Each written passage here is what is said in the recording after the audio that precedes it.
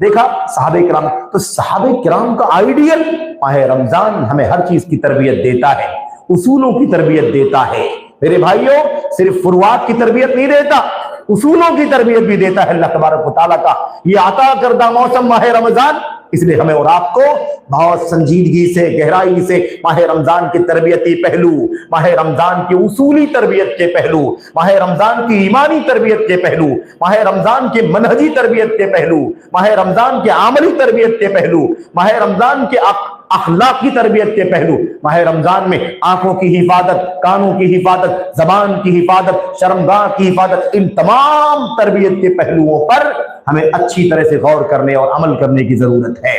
میں آپ سے عرض کرنا چاہتا ہوں، نبی کریم صلی اللہ علیہ وسلم نے فرض کیا کر دیا ہے؟ آپ نے فرض 1 سا کر دیا ہے۔ اب جو بہت ساری باتیں آپ نے سنی ہیں، ان تمام چیزوں کے پیچھے کیا بات ہے؟ ایک بہت بڑی بات ہے اور وہ ہے عقل پرستی کی بات۔ عقل پرستی کی بات وہ یہ ہے کہ بھئی زکوٰۃ الفطر جو ہے ہم غلے کی شکل میں دیں، اناج کی شکل میں دیں۔ بھئی اب تو وہ پرانا دیہات کا دور نہیں رہا کہ بڑے بڑے شہر ہو گئے، ان شہروں کے اندر لوگوں کو پیسوں کی ضرورت ہے، پیسوں کی ضرورت ہے، پیسہ لے گا، اناج بھی خرید سکتا ہے، کپڑے بھی لے سکتا ہے، حلوہ بھی لے سکتا ہے، گوشت بھی لے سکتا ہے، مثال کے طور پر ہے نا۔ اس لیے یہ ہمیں چاہیے کہ اناج کے بجائے کیا دیں؟ کیا کہتے ہیں لوگ؟ اناج کے بجائے، کھانے پینے کے سامان کے بجائے ہمیں چاہیے کہ ہم ان کو کیش دے دیا کریں۔ کیش دینے والوں کے لیے آسانی ہے، لوگوں کے لینے والوں کے لیے زیادہ نفع بخش۔ کیا کہتے ہیں؟ ایسر للدافع وانفع للآخذ، دینے والے کے لیے زیادہ آسان ہے اور لینے والے کے لیے زیادہ نفع بخش۔ سننے بڑا اچھا لگ رہا ہے کہ نہیں لگ رہا ہے؟ دینے والے کے لیے آسان اور لینے والے کے لیے زیادہ نفع بخش۔ لیکن آپ غور کریں کہ یہ بات کس قدر خطرناک بات ہے، سنگین بات ہے۔ نبی نے جو بات فرض کی ہے، کیا نبی نے اپنی طرف سے فرض کی ہے یا وحی کے ذریعے سے فرض کی ہے؟ وحی کے ذریعے سے فرض کی ہے۔ وحی اللہ تبارک و تعالیٰ کی طرف سے ہے۔ وحی اللہ تبارک و تعالیٰ دینے والوں کو بھی جانتا ہے، لینے والوں کو بھی جانتا ہے، شہروں کو بھی جانتا ہے، دیہاتوں کو بھی جانتا ہے۔ عہد رسالت بھی اللہ تبارک و تعالیٰ کے علم میں ہے، ہمارا دور بھی، اور قیامت کی صبح تک سب کچھ اللہ تبارک و تعالیٰ کے سامنے ہے۔ اللہ تبارک و تعالیٰ کے حکم سے اگر نبی کریم صلی اللہ علیہ وسلم نے زکوٰۃ الفطر فرض کی ہے اور وہ سا ہے اور وہ اناج ہے، تو پھر ہمیں اس سے ہٹنے کی کیا گنجائش؟ کیوں ہٹے مسلمان کیوں ہٹے اس سے؟ رہی بات یہ کہ وہ نفع بخش ہے، فقیر کے لیے زیادہ اچھا، وہ کپڑا اور دیگر دوسرے سامانوں بھی خرید سکتا ہے، تو ہمیں چاہیے کہ ہم اس بات کو سمجھیں کہ زکوٰۃ الفطر کی فرضیت کا مقصد کپڑا اور چپل، جوتا اور دیگر سامان کی خریداری مقصود ہی نہیں ہے۔ انسانی ضروریات، جو دیگر ضروریات ہیں نا، گھر کا کرایہ ہے، بچوں کی فیس ہے، کپڑوں کی سلائی ہے اور دیگر سامانوں کی گھر کی ضروریات ہے، ان تمام چیزوں کے لیے زکوٰۃ الفطر نہیں فرض ہے میرے بھائیوں۔ اس سب کے لیے کیا فرض ہے؟ زکوٰۃ المال فرض ہے۔ یہ سب 2.5% سے ادا کیا جائے گا، 2.5% سے سارے کام پورے کیے جائیں گے۔ زکوٰۃ الفطر اسی لیے آخری وقت میں فرض ہے۔ عید کی نماز کے لیے نکلنے سے پہلے ادا کرو، عید کی رات ادا کرو، زیادہ سے زیادہ 2 دن 3 دن پہلے۔ کیوں؟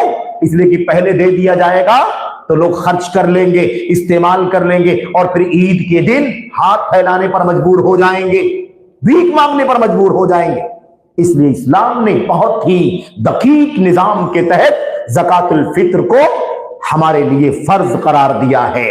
میں آپ کے سامنے 1-2 بات عرض کرنا چاہتا ہوں میرے بھائیوں۔ وہ بات یہ ہے کہ ہمیں سنت کے سامنے، حدیث رسول کے سامنے اپنی عقل کا گھوڑا دوڑانے کی کوئی اجازت نہیں، کوئی اجازت نہیں۔ میں آپ کو بتانا چاہتا ہوں، اللہ کے نبی محمد رسول اللہ صلی اللہ علیہ وسلم کی اسی حدیث کی بنیاد پر جب علامہ محمد بن صالح العثیمین رحمۃ اللہ علیہ سے کسی نے پوچھا کہ اگر کوئی زکوٰۃ الفطر کیش میں دے دے، نقد میں، تو زکوٰۃ الفطر ادا ہوگی یا نہیں ہوگی؟ تو انہوں نے کہا زکوٰۃ الفطر ادا ہی نہیں ہوگی۔ اس لیے کیوں؟ دلیل کیا ہے؟ من احدث فی امرنا ھذا मा लैसा मिन्हु फहुवा रद्दुन मन अमिला अमलन लैसा अलैहि अमरुना फहुवा रद्दुन, इसने कोई भी ऐसा अमल किया जो हमारी सुन्नत के मुताबिक नहीं है वो मरदूद है, नाकाबिले कबूल है। और यही बात मैं आपको बताना चाहता हूं मेरे भाइयों, इमाम अहमद इब्न हंबल रहमतुल्लाहि अलैह से उनके शागिर्द ने कहा ज़कातुल फित्र को अगर कैश दे दिया जाए, पूरी तफसील को, सारी रिवायत को अल्लामा मुगनी ने अपनी किताब अल्लामा इब्न कुदामा ने अपनी किताब अल मुगनी के अंदर नकल फरमाया। इमाम अहमद बिन हंबल से उनके शागिर्द ने पूछा कि क्या ज़कातुल फित्र कोई कैश में दे दे, नकद में दे दे तो अदा हो जाएगी, तुजज़िउ अम ला तुजज़िउ, क्या वो अदा हो जाएगी कि नहीं अदा होगी? तो उन्होंने फरमाया ज़कातुल फित्र नकद की शक्ल में अगर कोई देता है तो ज़कातुल फित्र अदा नहीं होगी। आई बात समझ? फिर उसने क्या कहा, शागिर्द ने कहा, शागिर्द का मतलब वो भी बड़े अइम्मा और उलमा में से थे। उन्होंने पूछा, उन्होंने कहा बाज लोग ये कहते हैं कि हजरत उमर बिन अब्दुल अजीज रहमतुल्लाह अलैह, उमर बिन अब्दुल अजीज रहमतुल्लाह अलैह ज़कातुल फित्र नकद में लेना जायज समझते थे या ज़कातुल फित्र नकद में लिया करते थे। इमाम अहमद बिन हंबल से ये पूछा गया कि जो लोग ये कहते हैं कि ज़कातुल फित्र नकद में दिया जा सकता है, उन्होंने दलील पेश की कि उमर बिन अब्दुल अजीज रहमतुल्लाह अलैह के बारे में ये बात पेश करते हैं कि वो ज़कातुल फित्र को नकद में लिया करते थे। अब इसका क्या जवाब है? तो इमाम अहमद बिन हंबल ने क्या कहा जानते हैं? इमाम अहमद बिन हंबल रहमतुल्लाह अलैह सख्त नाराज हो गए। उन्होंने कहा मैं तुम्हें कह रहा हूं, अब्दुल्लाह बिन उमर फरमाते हैं रज़ियल्लाहु अन्हु, फरज़ा रसूलुल्लाह सल्लल्लाहु अलैहि वसल्लम साअम मिन तमरिन, रसूलुल्लाह सल्लल्लाहु अलैहि वसल्लम ने एक सा फर्ज किया है खजूर में या अनाज में या गल्ले में। और अल्लाह ताला फरमाता है अतीउल्लाह व अतीउर रसूल, अल्लाह का कहा मानो, रसूल का कहा मानो, और इसके बावजूद तुम उमर बिन अब्दुल अजीज का हवाला देते हो। किसका हवाला दे रहे हो? अल्लाह के कलाम और नबी की सुन्नत के सामने उमर बिन अब्दुल अजीज का हवाला दे रहे हो। ये जवाब था हजरत इमाम अहमद बिन हंबल रहमतुल्लाह अलैह का मेरे भाई। और आज यही हवाला दे करके वक्त के बाद बहुत नामवर लोग मेरे भाइयों, और मैं इसलिए नाम लेना चाहता हूं क्योंकि नाम लेना ये हकाइक को सामने लाने के लिए जरूरी होता है, हकाइक को बयान करने के लिए बहुत जरूरी होता है। मेरे भाइयों, यूसुफ करजावी साहब से पूछा गया, सवाल किया गया ज़कातुल फित्र नकद दिया जाए या अनाज में दिया जाए। कई फतावे पढ़ें सुने, हैरान हो जाएं। खुली मुखालफत सुन्नत रसूल सल्लल्लाहु अलैहि वसल्लम की, खुली मुखालफत और सलफियत दुश्मनी। बात समझ में आगे कि नहीं आगे? सुन्नत रसूल की खुली मुखालफत और सलफियत दुश्मनी खुल करके। सबसे पहली बात उन्होंने अपने फतवों में कहा, और सारी फतावे वीडियो की शक्ल में मौजूद है, आप जब चाहें सुन सकते हैं। उन्होंने कहा इस वक्त फिल असरिल हाजिर, मौजूदा दौर में, चंद साल पहले उनकी वफात हुई है अभी, मौजूदा दौर में ज़कातुल फित्र जो है वो नकद की शक्ल में दी जाएगी, अनाज की शक्ल में नहीं दी जाएगी। आई बात समझ? और दलील क्या?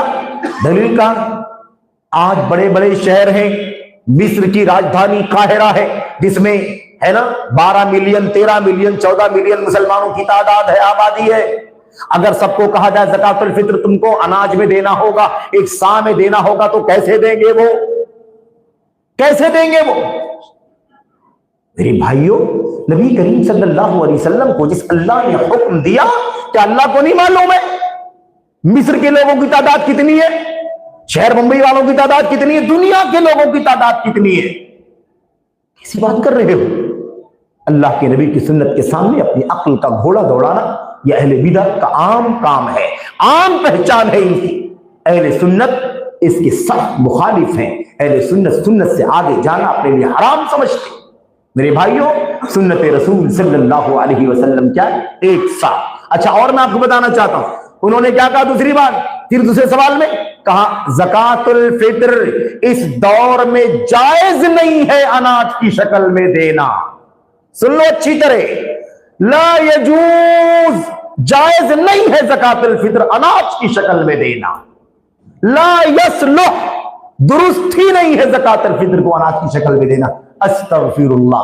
कोई मुसलमान, कोई अहले हदीस इस बात की जुर्रत कर सकता है मेरे भाइयों सुन्नत रसूल के मुकाबले में कहे नबी ने अनाज फर्ज किया है, और एक आलिम जो अपने आप को आलिम कहता, लोग उसको आलिम कहते, कर्ज़ावी, वो शख्स इतनी जुर्रत करता है, कहता है कि ज़कातुल फित्र को अनाज की शक्ल में देना जायज नहीं है, दुरुस्त ही नहीं है। आई बात समझ? तो अहले हम क्या कहना चाहते हैं? कहना ही चाहते हैं ये माह रमजान हमें सुन्नत की तरबियत भी देता है, सहाबा के मिशन की तरबियत देता है माह रमजान। हम अपनी अकल के पीछे नहीं चलते, हम ज्योग्राफिया के पीछे नहीं चलते, हम दुनिया के मुल्कों के हवाले नहीं देते, हम नबी की सुन्नत को अपने पेशानी की रोशनी समझते। मेरे भाइयों, आगे सलफियत दुश्मनी की बात मैं आपसे कर रहा था।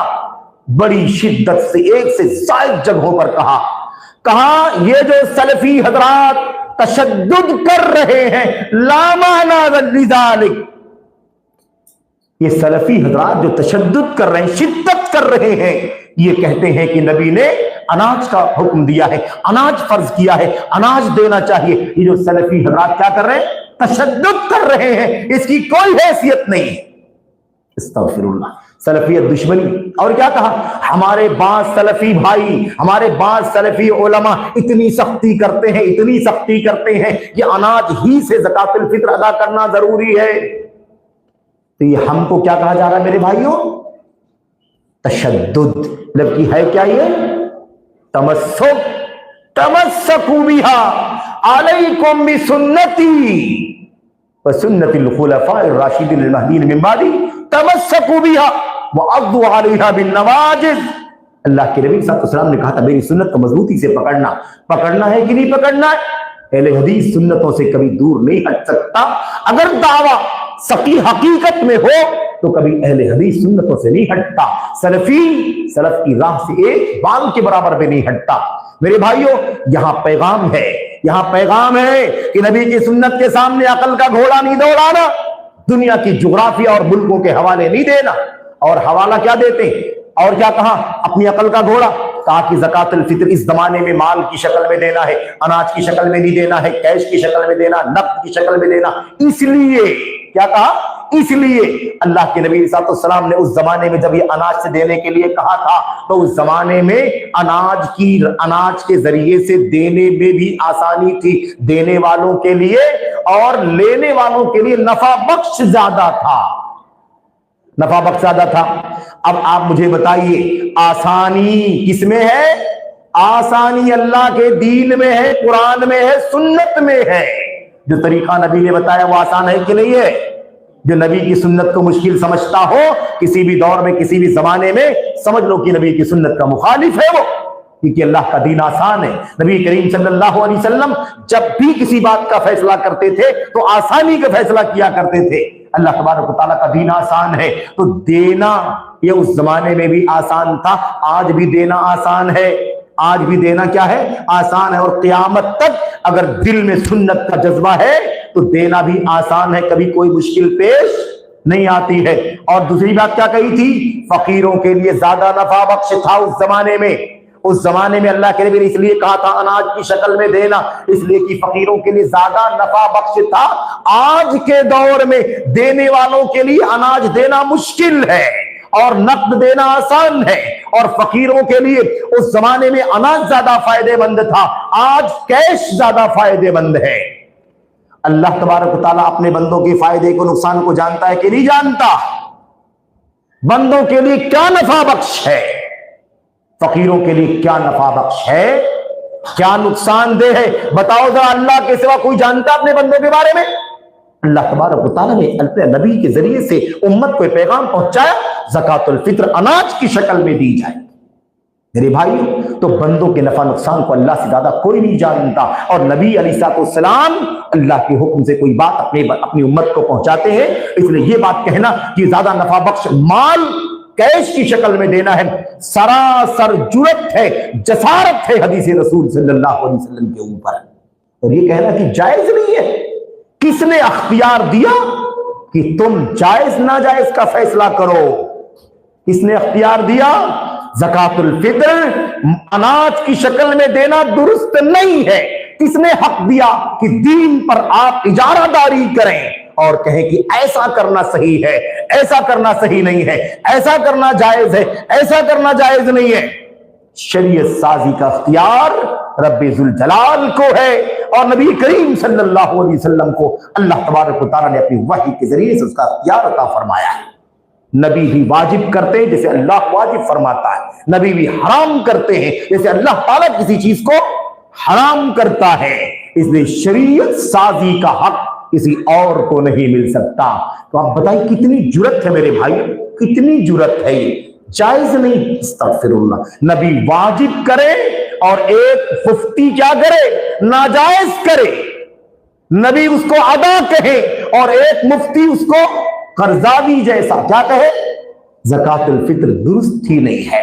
मेरे भाइयों, बात ज्यादा हो जाएगी, लंबी हो जाएगी, मैं 2-4-5 मिनट में अपनी बात खत्म कर रहा हूं। बस इसी का इख्तिताम करना चाहता हूं। ये जो अकल परस्ती है ना मेरे, अकल परस्ती, इस अकल परस्ती ने और अपनी सोच, अपना नजरिया, इसको दीन और शरीयत और उसूल पर बालाई क्या कहते हैं ना, बाला दस्ती देना, ये सबसे ज्यादा खतरनाक रास्ता है।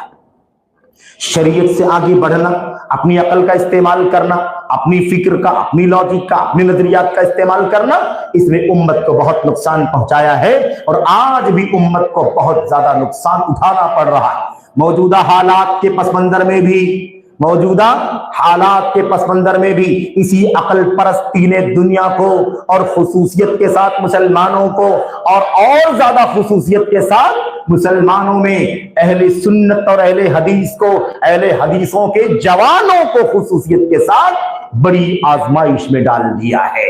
आलम इस्लाम के हालात से सब वाकिफ है, आलम इस्लाम के हालात से सब वाकिफ हैं। जंग कहां चल रही है, किससे चल रही है, इस मौके पर एक मुसलमान का, एक सच्चे मुवहिद का, एक सच्चे मुत्तबे सुन्नत का, एक मनहजे सलफ के पैरोकार का स्टैंड क्या होना चाहिए, इसका फैसला मैं नहीं करूंगा, आप नहीं करेंगे, कोई जैद अमर बकर नहीं करेगा। इसका फैसला किताब और सुन्नत और सलफ उम्मत का उसूल करेगा। मेरे भाइयों, मेरे बुजुर्गों, आज एक तादाद अहले हदीसों की ईरान का कसीदा पढ़ रही है, ईरान का कसीदा पढ़ रही है। अभी कोकन के सफर में चंद नौजवानों से मुलाकात हुई 2-3 रोज पहले। वो आए, कहा इतनी बुरी हालत है बाज़ अहले हदीस नौजवानों की ईरान की हिमायत में कि वो कहते हैं कि हमें कोई बाजार बताओ जहां ईरानी लिबास मिलता हो, ईरानी शियों की पगड़ी मिलती हो, उनका जुब्बा मिलता हो, उनका लिबास मिलता हो, वो लिबास पहन करके हम ईरान की हिमायत के लिए खड़े होंगे। अहले हदीस घराने का बच्चा कहां पहुंच गया, ये कहां से आया? आप सोचते हैं वो ये ऐसा हो कैसे गया? इसके पीछे बड़े जतन हैं और उन सारे जतन के पीछे ये अकल परस्ती है, अकल परस्ती है सुन्नत के मुकाबले में अपनी अकल का। मेरे भाइयों, ये शख्स जिसका नाम मैं भी आपसे ले रहा था, करजावी, बड़े रास्ते खोले हैं। मैं तो ईरान की बात कर रहा हूं। इसराइल, यहूदियों से मुसलमानों का कोई ईमानी झगड़ा नहीं है। क्या फतवा दिया मेरे भाइयों करजावी ने? मुसलमानों का यहूदियों से इख्तिलाफ कोई दीन का इख्तिलाफ नहीं है, बल्कि इख्तिलाफ कैसा है? जमीन का है, मुल्कों का है, आपस के झगड़े हैं, ये ईमानी इख्तिलाफ, दीनी इख्तिलाफ नहीं। हमारा उनका झगड़ा दीन और ईमान का झगड़ा। अस्तगफिरुल्लाह, जो यहूदियों के बारे में ऐसी बात कह सकता है, बताओ ईरान तो फिर उनके मुकाबिल में लोग पहले ही से बहुत आसान समझ रखे। ये है रास्ता जहां से ये ज़हनियत लोगों के यहां दाखिल होती है। मेरे भाइयों, हमारे दोस्त हैं, हमारे भाई हैं, क्या कहते हैं? हमारे दोस्त हैं, हमारे भाई हैं। शेख सालेह फौजान से किसी ने कहा रवाफिज़ इख्वानुना, कोई कहता है रवाफिज हमारे भाई, शिया हमारे भाई है, क्या ख्याल है आपका? शेख ने कहा अऊज़ु बिल्लाहि मिनश शैतानिर रजीम, बल हुम अअदाउना हम इख्वानुश शैतान, वो हमारे भाई नहीं है मुसलमानों, उस शैतानों के भाई हो सकते हैं। मेरे भाई, نبی کریم صلی اللہ علیہ وسلم کا، آپ کا مقام، قرآن کا مقام، سنت کا مقام، نبی اپنی زبان سے جس کو جنتی کہے وہ ان کو کافر کہے۔ قرآن کریم جس کے نقطے نقطے کی حفاظت اللہ نے ذمہ داری لی ہے، اس قرآن کریم میں تحریف کرے، ایسے لوگوں کے ایمان کے بارے میں آپ کیا کہیں گے میرے بھائی؟ بہرحال بات لمبی نہیں کرنی ہے، دوسری طرف نہیں جانی چاہیے، ضمناً یہ بات آ گئی۔ ایک بات اخیر میں، یہ جو شیعہ سنی قربت، شیعہ سنی محبت، شیعہ سنی مل کے ایک ہو کر کے تھوڑا جھگڑا ہے، معمولی اختلاف ہے، قریب آ سکتے ہیں، یہ فتنہ روئے زمین کا اس وقت کا سب سے خطرناک فتنہ ہے کہ بدترین قوم کو سچا مسلمان باور کرانے کی کوشش کی جائے، اور اس کی سب سے بڑی کوشش جن لوگوں نے کی ہے ماضی قریب سے لے کر کے اب تک، وہ جماعت اسلامی کے لوگ ہیں یا ان کی راہ پر چلنے والے لوگ ہیں، اور اس وقت اس کا سب سے بڑا جھنڈا جس نے اٹھایا ہے وہ ڈاکٹر اسرار کے نام سے جانا جاتا ہے۔ شیعہ سنی مفاہمت کے نام سے کتاب لکھی، کہا شیعہ رافضی قریب آ سکتے ہیں، اہل سنت قریب آ سکتے ہیں، ایک غلطی وہ کر رہے ہیں، ایک غلطی یہ کر رہے ہیں، اگر وہ اپنی غلطی سے ہٹ جائیں اور اس اپنی غلطی سے اہل سنت ہٹ جائے تو دونوں بہت قریب آ سکتے ہیں۔ میں آپ کو بتاؤں کیا ہے وہ غلطی، کیا کہا شیعہ حضرات جو ہے وہ حضرت فاطمہ کے شان میں بہت غلو کرتے ہیں، حضرت فاطمہ کی شان میں بہت غلو کرتے ہیں، اور اہل سنت عائشہ کے حق میں بہت غلو کرتے، مبالغہ کرتے۔ اگر وہ اپنے غلو کو چھوڑ دیں اور یہ اپنے غلو کو چھوڑ دیں، غلو جانتے ہیں نا، یعنی بہت زیادہ مبالغہ کرنا، بہت زیادہ اس کے اندر حد سے آگے بڑھ جانا، اگر وہ اپنا غلو چھوڑ دیں اور یہ اپنا غلو چھوڑ دیں، نہ وہ عائشہ کا اہل سنت عائشہ کا نام لے، نہ شیعہ فاطمہ کا نام لے، بلکہ وہ فاطمہ کو چھوڑے، وہ عائشہ کو چھوڑے، دونوں ان دونوں شخصیتوں کو چھوڑ کر کے اگر حضرت خدیجہ کو اپنا نام، اپنا آئیڈیل بنا لے تو دونوں میں اتفاق ہو جائے گا، کیونکہ خدیجہ کو وہ بھی مانتے ہیں، خدیجہ کو یہ بھی مانتے ہیں۔ بتائیے اہل سنت کون سا غلو کرتے ہیں حضرت عائشہ کے بارے میں؟ بتائیے میرے بھائی، اہل سنت جس کا جو حق ہے وہ حق دیتے، اللہ تبارک و تعالیٰ کا فضل و کرم اہل سنت پر کہ اما عائشہ کا جو مقام، وہ مقام اہل سنت ان کو دیتے، حضرت فاطمہ کا بنت رسول کا جو مقام ہے اہل سنت ان کو اپنا مقام دیتے ہیں۔ یہ سارا جرم تو ان کا ہے کہ اما عائشہ کو یہ زانیہ، فاحشہ، کافرہ سمجھتے، ان کے والد ابو بکر کو کافر سمجھتے ہیں، لعنت کرتے ہیں، تبرئے کرتے ہیں، گالیاں دیتے ہیں، عمر بن خطاب کو گالیاں، حضرت عائشہ کو لعنت، حضرت حفصہ کو لعنت، اور 3 صحابہ کرام کو چھوڑ کے سب کو کافر کہتے ہیں۔ اللہ بتائیے قرآن کو جھٹلانا ہے کہ نہیں جھٹلانا ہے؟ اللہ تعالیٰ صحابہ کرام کو جنت کی بشارت دیتا اور یہ کافر مانتے، قرآن کا انکار ہے کہ نہیں ہے؟ نبی منبر پر کھڑے ہو کر کے عشرہ مبشرہ جنت کی خوشخبری دیتے اور وہ ان سب کو کافر سمجھتے۔ بتاؤ قرآن کا انکار ہے کہ نہیں، سنت کا انکار ہے کہ؟ اس لیے یہ عقل پرستی بہت خطرناک ہے کہ چلو عقلی گھوڑا دوڑا کر کے ان کو قریب لاؤ، ان کو قریب لاؤ۔ شیعہ سنی دوستی کفر و اسلام کی دوستی ہے، جیسے کفر و اسلام ایک نہیں ہو سکتے ایسے ہی رافضیت اور سنیت کبھی ایک نہیں ہو سکتی۔ میرے بھائیوں، یا تو سنت والے سنت سے دستبردار ہو جائیں اور یا پھر رافضی توبہ کر کے اہل سنت میں آ جائیں، تب بھی دونوں میں تال میل ہو سکتا ہے، ورنہ تال میل کی کوئی شکل نہیں ممکن ہے۔ اس لیے یہ عقل کا گھوڑا نہ دوڑائیں، اصولوں سے سمجھوتا نہ کریں۔ ہمارے نوجوان بہت بہک رہے ہیں، بہت بھٹک رہے ہیں، ان کو انہی قرضاوی نے، مودودی نے، قطبیوں نے اور ایسے ہی اسراریوں نے، ان سب نے ورغلا کر کے ان کا ذہن خراب کر دیا، اور یہ سنت سے ہٹ کر کے آج رافضیوں کی، شیعوں کی حمایت میں کھڑے اور کہتے ہیں کہ کیا ہوا، شیعہ ہے تو یہودیوں کے مقابل میں کھڑے۔ وہ ایک قرضاوی یہودیوں کو کہتا ہے ہمارا کوئی اختلاف نہیں ہے دین کا، تو کیا تم اسلام کے مقابل میں یہودیوں کا بھی حمایت کرنے کی شروع کر دو گے؟ میرے بھائی غور کرنے کی بات ہے۔ تو اسلام اللہ تبارک و تعالیٰ کے فضل و کرم سے اصولوں کا دین ہے، نہ میری عقل، نہ فلاں کی عقل، نہ اس کی لاجک، نہ اس کی لاجک، سب کو چاہیے کہ اصولوں پر چلیں۔ ماہ رمضان ہمیں ایمان، عقیدے، عمل، سلوک اور ایسے ہی سنت، صحابہ کا منہج، سلف امت کے اصول، تمام چیزوں کی تربیت دیتا ہے۔ اللہ سے دعا کریں کہ اللہ تبارک و تعالی ہمیں سنت کی راہ پر استقامت کی توفیق عطا فرمائے، شیعیت سے، رافضیت سے، صوفیت سے، عقل پرستی سے اور اسی تمام بدعات سے اللہ تبارک و تعالی ہم سب کو بچنے کی توفیق عطا فرمائے۔ اللہ تعالی ہمیں اور آپ کو اس ماہ مبارک کی اس آخری طاق رات میں اللہ سے دعا کرو، رات میں دعا کرو، اور میں سمجھتا ہوں کہ بہت جلد غالباً یہ آخری تہائی حصے کا وقت آ رہا ہے، آخری تہائی حصہ جس میں اللہ تبارک و تعالی دعاؤں کو قبول فرماتا ہے، آسمان دنیا پر نزول فرماتا ہے اللہ تبارک و تعالی کما یلیق بجلالہ وعظمتہ۔ ہمیں اللہ سے دعا کرنی چاہیے کہ اللہ تبارک و تعالی عالم اسلام کے حالات سدھار دے، اللہ تبارک و تعالی مسلمانوں کی حفاظت فرمائے، اہل اسلام جہاں جہاں دنیا میں اللہ تعالیٰ سب کی حفاظت فرمائے، اللہ تعالیٰ کفر کو، کفار کو ذلیل فرما دے۔ اللہم انا نجعلک فی نحورہم ونعوذ بک من شرورہم، اللہم علیک بہم، اللہم علیک بہم، اللہم علیک بکل من طغى وبغى وظلم واعتدى۔ اللہ تبارک و تعالیٰ ہر ظالم جابر سرکش کو اپنی گرفت میں لے لے۔